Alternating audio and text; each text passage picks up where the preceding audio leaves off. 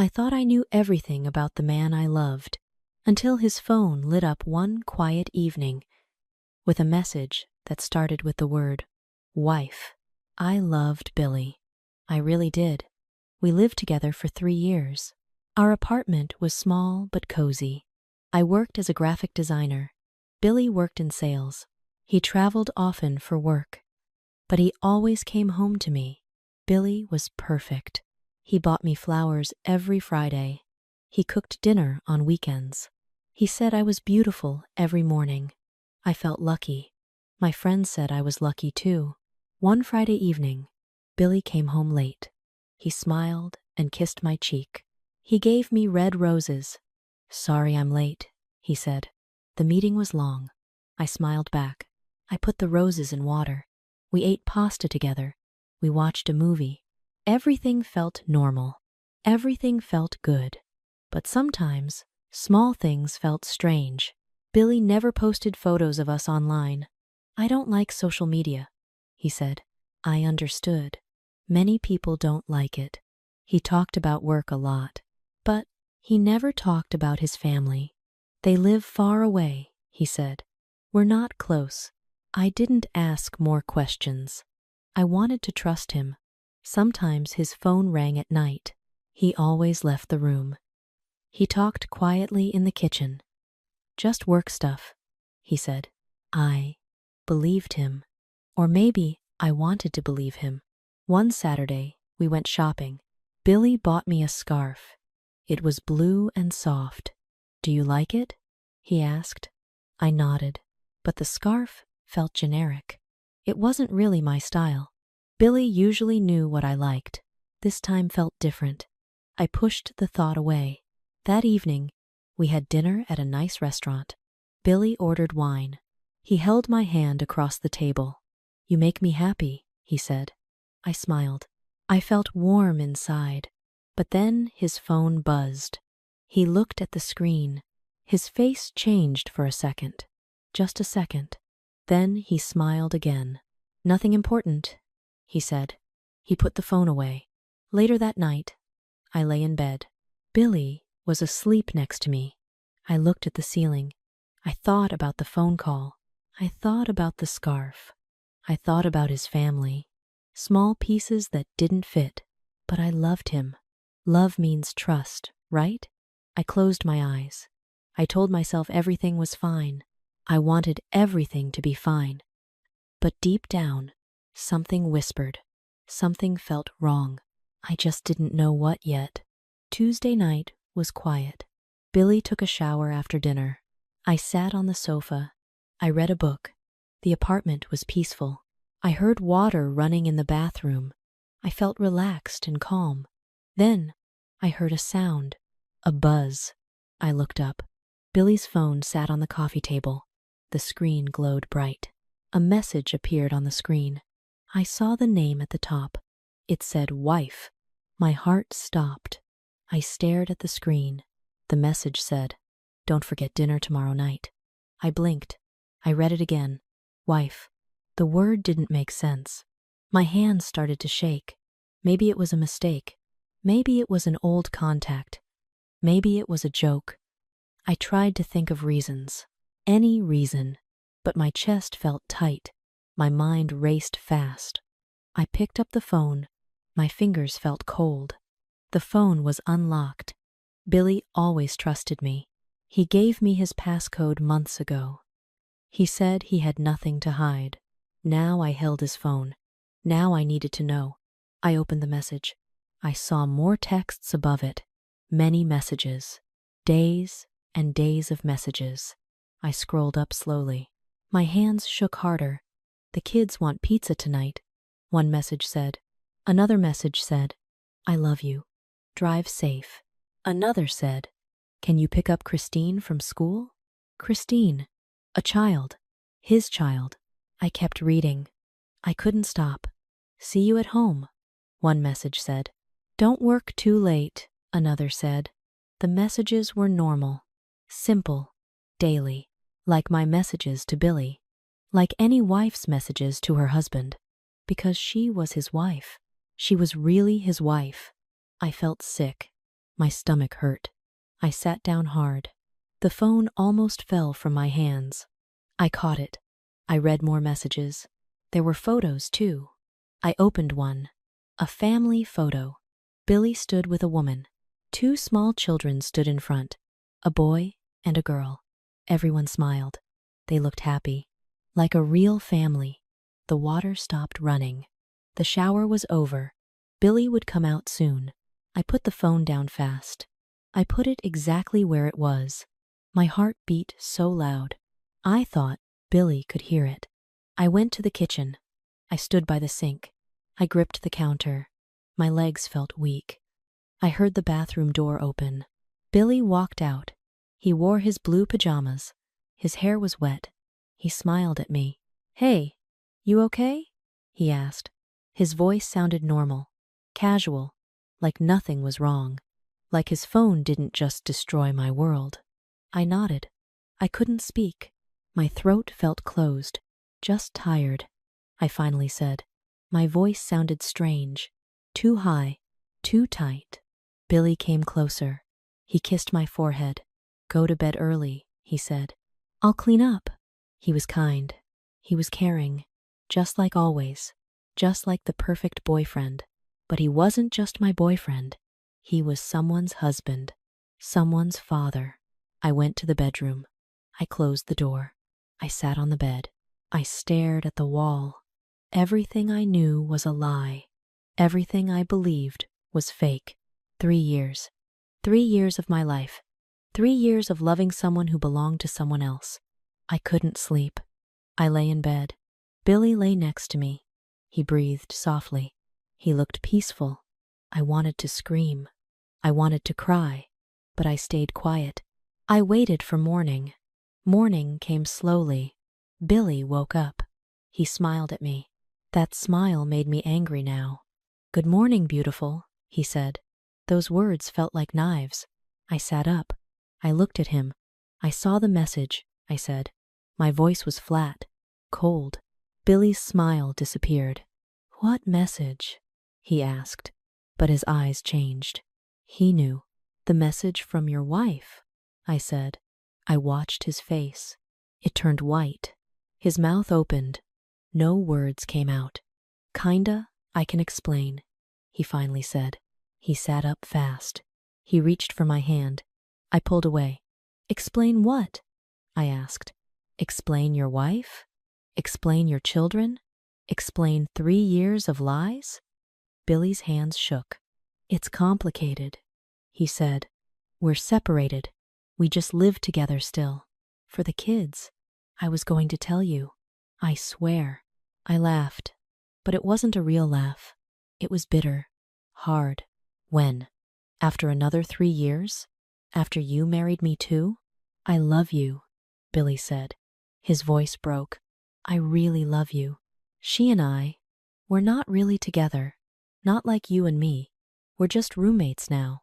The marriage is over. But you still say you love her," I said. I read the messages.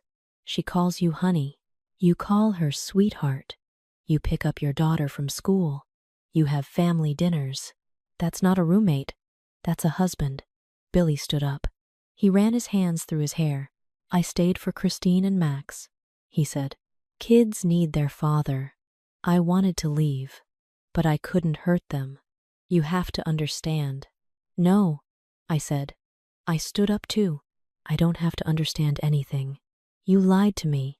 Every single day. Every kiss. Every promise. All lies. Kinda. Please," Billy said. Tears filled his eyes. "Don't do this. We can work this out. I'll tell her now. I'll leave her. Just give me time." I walked to the closet. I pulled out my bag. I started putting clothes inside. Shirts. Jeans. My favorite sweater. I moved fast. My hands didn't shake anymore. I felt clear now. Angry, but clear. "What are you doing?" Billy asked. He came closer. "Don't leave. We need to talk about this." "There's nothing to talk about," I said. I kept packing. I took my toothbrush from the bathroom. I took my phone charger. I left everything Billy gave me. The flowers, The scarf, the jewelry, all fake, all part of the lie. I can change, Billy said. He grabbed my arm. Please, I'll fix this. I'll do anything. I pulled my arm away. You can't fix this, I said. You can't unfake 3 years. You can't unlive your double life. I was the other woman, and I didn't even know it. I zipped my bag. I walked to the door. Billy followed me. Where will you go? He asked. His face was red. Tears ran down his cheeks. You can't just leave. Watch me, I said. I opened the door. I stepped into the hallway. The morning air felt cold, fresh, different. Kinda. Wait, Billy called. He stood in the doorway. He looked broken, sad, but I didn't feel sorry for him. I felt sorry for his wife, for his children, for myself. I walked down the stairs. I didn't look back. Each step felt heavy. Each step hurt. But each step took me away from the lies, away from the fake perfect life, away from the man I thought I knew. I reached the street. The sun was rising. The city was waking up. I didn't know where to go. I didn't have a plan. But I knew one thing. I was done. I was free. And I would never let someone lie to me like that again. I called my friend Janet. She answered fast. Can I stay with you? I asked. My voice cracked. Just for a few days. Of course, Janet said. Come now. Janet lived across the city. Her apartment was small. 1 bedroom, a tiny kitchen. But it was safe. It was away from Billy. That was all I needed. I arrived at noon. Janet opened the door. She hugged me tight. I started crying. I couldn't stop. She didn't ask questions. She just held me. That first night, I slept on Janet's couch. The couch was old and lumpy, so different from my soft bed. My old bed, Billy's bed. I stared at the ceiling. I couldn't sleep. Every time I closed my eyes, I saw his face. I heard his voice. I love you. All lies. The next morning, Janet made coffee. We sat in her small kitchen. Tell me everything, she said. So I did.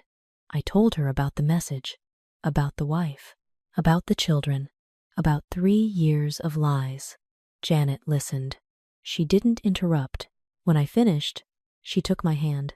I'm so sorry, she said. That's terrible. But you did the right thing. You left. I feel so stupid, I said. Tears came again. How did I not know? How did I not see it? He lied, Janet said. Good liars are good at hiding. This isn't your fault, but it felt like my fault. I replayed every moment, every trip Billy took, every phone call he took in secret, every time he said his family lived far away. The signs were there. I just didn't see them, or I didn't want to see them. Days passed slowly. I looked for apartments online. Everything was expensive. I saved some money, but Billy paid most of our rent. Now I was alone. Now I paid everything. I felt scared. Money scared me. The future scared me. My phone rang often. Billy called every day, sometimes twice a day. I never answered. He sent messages, long messages. Please talk to me. I miss you. I made a mistake. Give me another chance. I read them once. Then I blocked his number. He sent emails too. I blocked those too. He sent messages on social media. I blocked him everywhere. I didn't want to hear his voice. I didn't want to see his words. He was poison now. Every word was poison. 1 week after I left, Janet and I went for coffee. A nice cafe near her apartment. The coffee was hot and sweet. We sat by the window. People walked past outside. Normal people, living normal lives. I envied them. How do you feel? Janet asked. Empty, I said. Angry, sad, all at the same time. I stirred my coffee. I loved him so much, and he threw it away. For what? To have 2 lives? To lie to everyone? He's selfish, Janet said. Some people are just selfish. They don't think about others. They only think about themselves. I nodded. She was right. Billy was selfish. He wanted everything. A wife, children, a home, and me. He wanted me on the side. A secret. A spare life. What about his wife? I asked suddenly. Does she know about me? Did she know all along? Janet shook her head. I don't know. Maybe she doesn't know. Maybe she's like you. Maybe she believes his lies too. That thought made me feel worse. Another woman, living the same lie, thinking her husband was faithful, thinking her marriage was real. I felt sorry for her, but I also felt angry. She had him first. She had his name, his children, his real life. I had nothing. Just 3 wasted years. 2 weeks passed. I found a small studio apartment. It was far from my old neighborhood, far from Billy. The rent was high, but I could afford it. Barely. I signed the lease. I moved in 3 days later. The studio was empty. Just white walls, a small window, a bathroom, a kitchen corner. No furniture yet. I sat on the floor. I looked around. This was my life now. Small, simple, alone. But it was mine. It was real.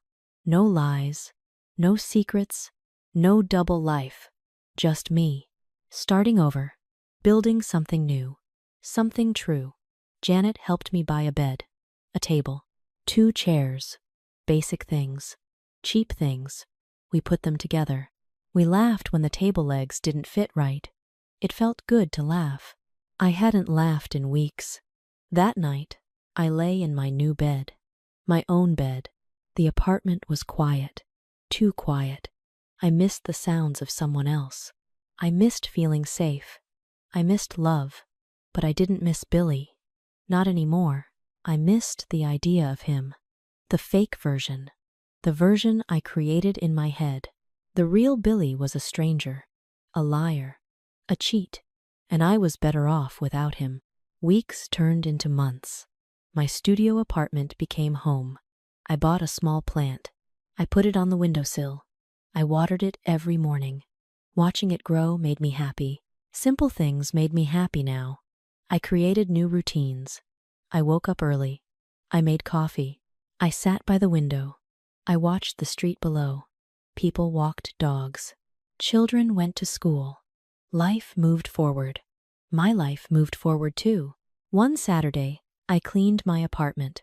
I found my old sketchbook. It was at the bottom of my bag. I hadn't drawn in years.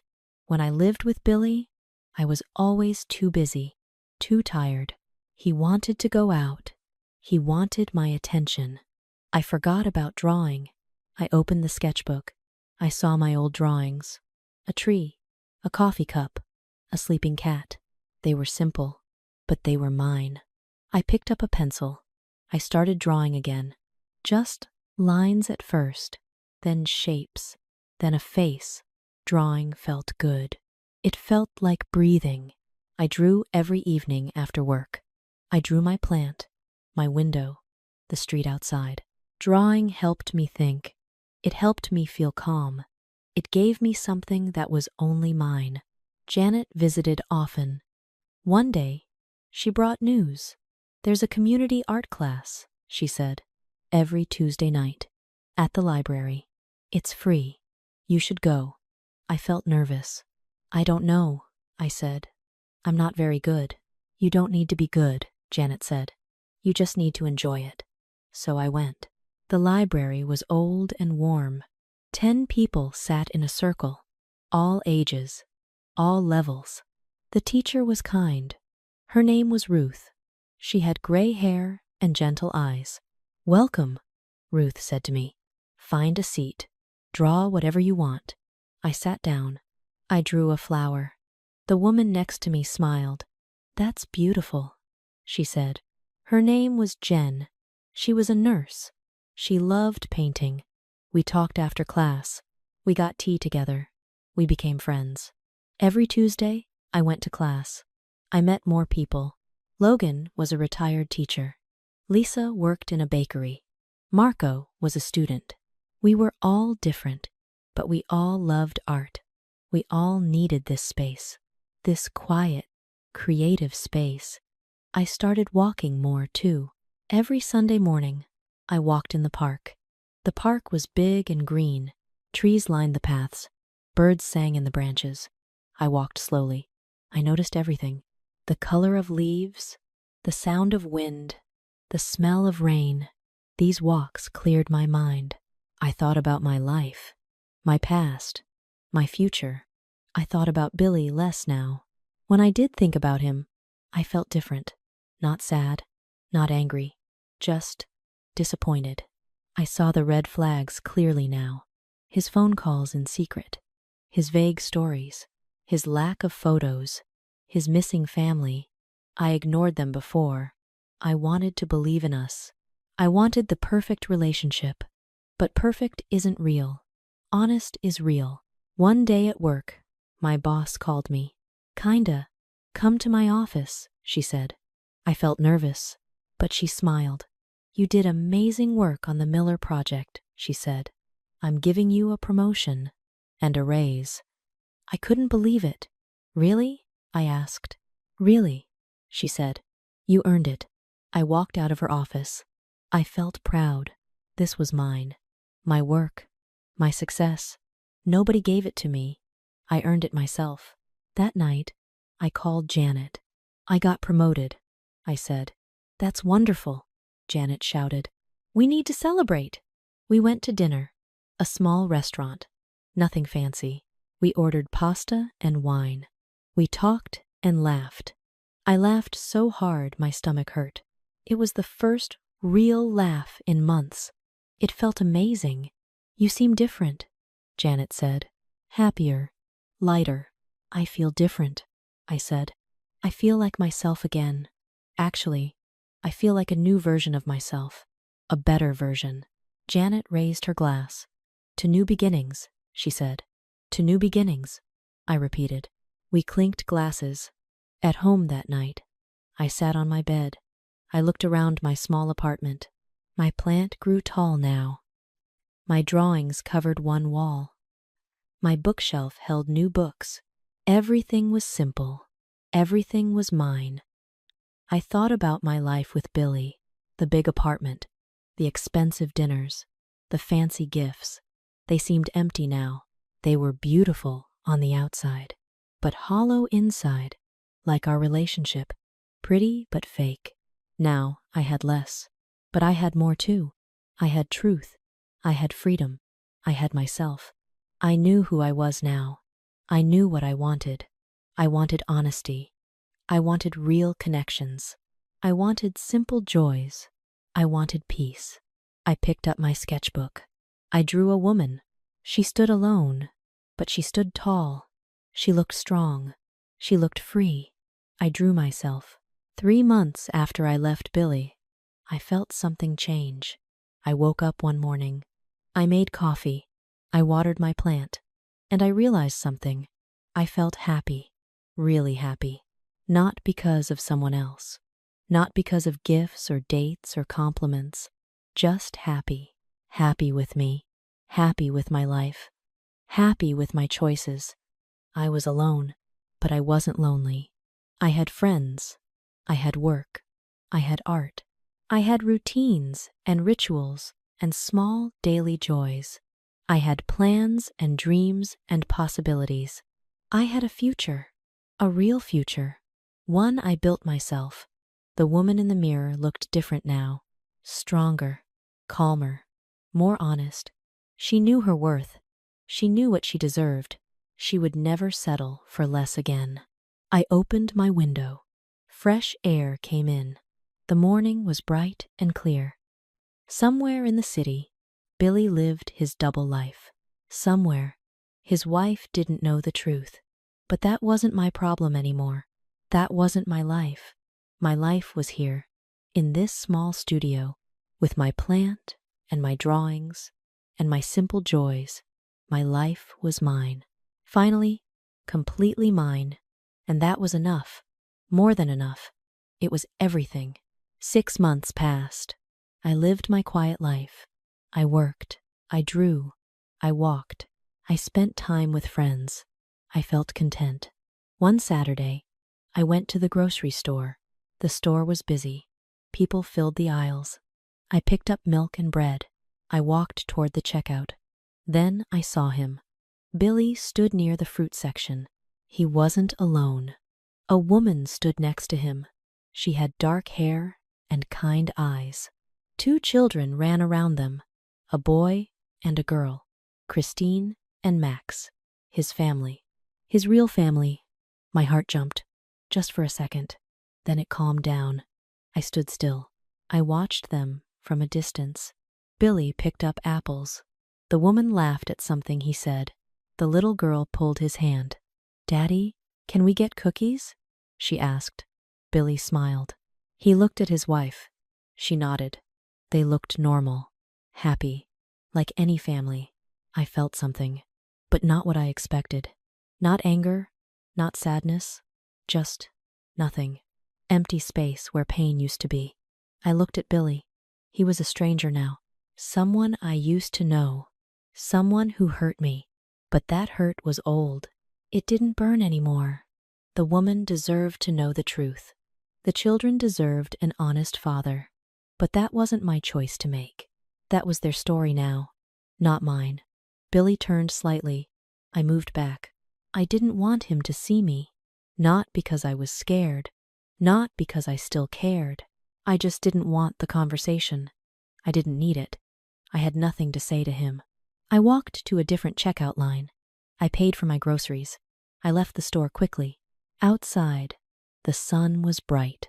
The air was cool. I took a deep breath. I felt okay. Actually, I felt good. Seeing Billy didn't break me. It didn't hurt me. It didn't change anything. My life moved forward. His life stayed the same. Stuck in lies. Stuck in secrets. I felt sorry for him. Just a little. He had a family, but he couldn't be honest with them.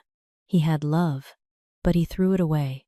He had chances, but he wasted them. I walked home. My small apartment waited for me. My plant, my drawings, my books, my peace, my truth. That was worth more than anything Billy ever gave me.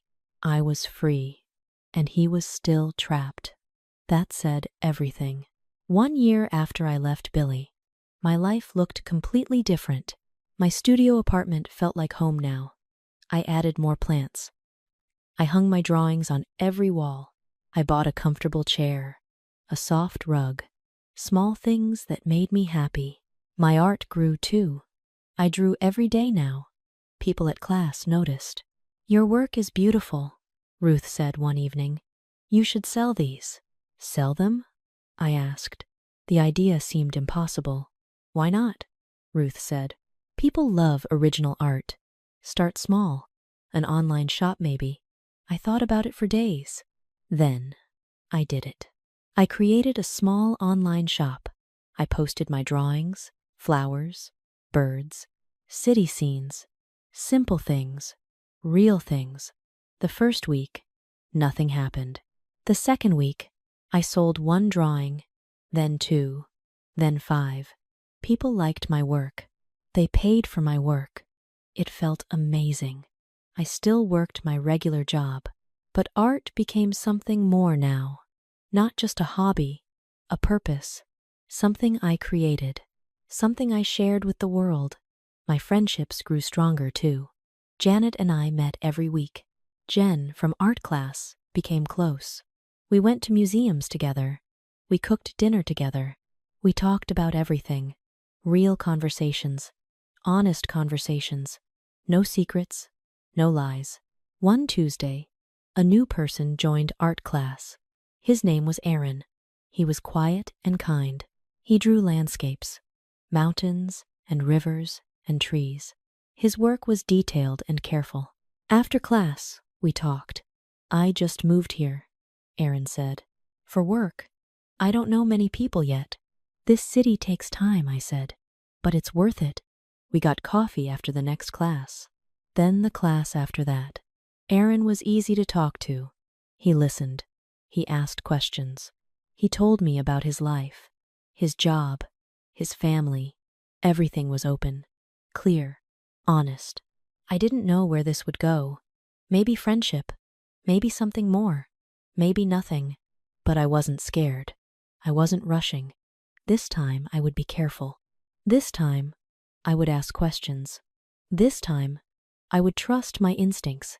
One Sunday morning, I sat by my window. I drank coffee. I watched the sunrise. The sky turned pink and orange. Beautiful colors. Simple beauty. I thought about my journey. The pain, the lies, the heartbreak. It hurt so much back then. But it brought me here, to this quiet morning, to this peaceful life, to this honest version of myself. I didn't regret leaving Billy. I only regretted not seeing the truth sooner. But maybe I needed that time. Maybe I needed to believe in something, even something fake, to understand what real looked like. Now I knew. Real was simple. Real was honest. Real was Janet bringing me soup when I was sick. Real was Jen texting me funny pictures. Real was Aaron asking about my day and actually listening. Real was my plant growing tall, my drawings covering the walls, my small victories at work. I didn't need a big apartment anymore. I didn't need expensive gifts. I didn't need someone to tell me I was beautiful every day. I knew my worth now. I built it myself, with my hands, with my heart, with my choices. My life was small, but it was mine. Every part of it, every decision, every morning, every dream, mine. I picked up my sketchbook. I started a new drawing. A woman standing at a window, light coming through, plants on the sill, a cup of coffee in her hand, peace on her face. I drew myself. The real me, the strong me, the free me. Outside, the city woke up. Inside, I was already awake, already alive, already whole. This was my life now. Simple, true, beautiful. And I wouldn't trade it for anything in the world. If you enjoyed this story, please give it a like. It really helps our channel grow. Don't forget to subscribe to Cavico English Storytime for more stories that help you learn English. Share this video with your friends who are learning English too. Thank you for watching, and see you in the next story.